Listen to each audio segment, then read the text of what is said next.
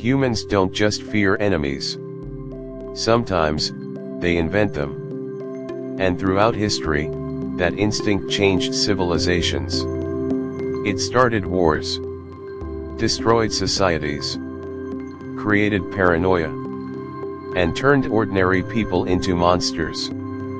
Because the human brain has a terrifying habit. When fear has nowhere to go, it creates a target. And the strangest part is, most people never realize it's happening.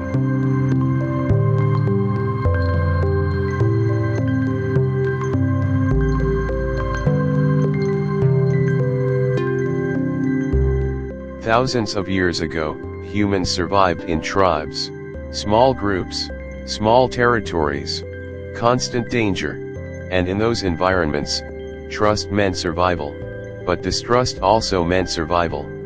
Because one mistake could mean death. A stranger could steal food, attack children, spread disease, or kill the entire tribe.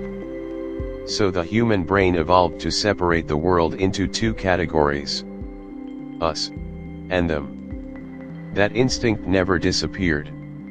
Civilization became modern, technology evolved, cities expanded, but the ancient tribal brain stayed exactly the same, and now, modern humans carry Stone Age fear inside digital societies.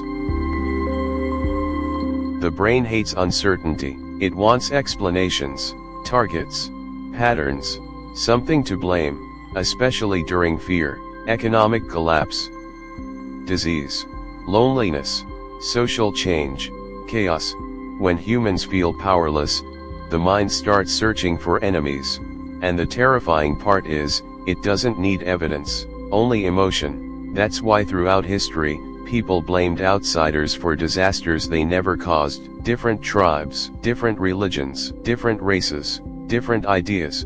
Fear turns uncertainty into suspicion, and suspicion slowly becomes hatred, because once the brain believes someone is other, empathy begins to disappear. That's how ordinary humans justify cruelty, not because they feel evil, because they feel threatened, even when the threat isn't real. Psychological explanation. Psychologists call this tribal psychology.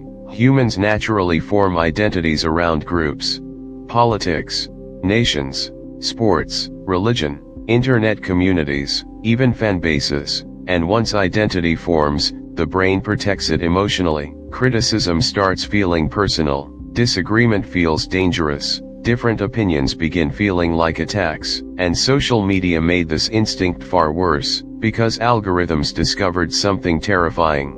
Fear keeps humans engaged, anger keeps them scrolling, conflict keeps attention trapped, so modern systems constantly feed people emotional enemies, someone to blame, someone to hate, someone to fear, and slowly, people stop seeing each other as humans, only categories, labels, threats.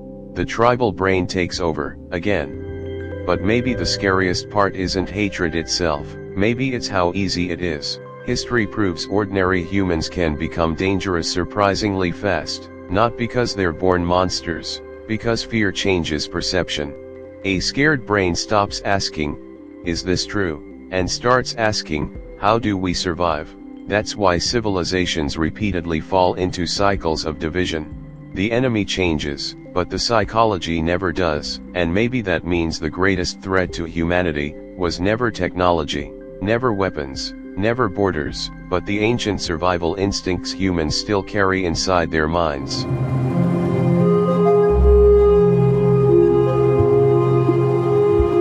Right now, millions of people across the world are being taught who to fear, some through politics, some through media, some through algorithms, some through each other, and most of them believe they're protecting themselves, just like humans always have. But somewhere tonight, two strangers from completely different worlds are laughing together, helping each other, understanding each other, and for a brief moment, the ancient tribal instinct disappears.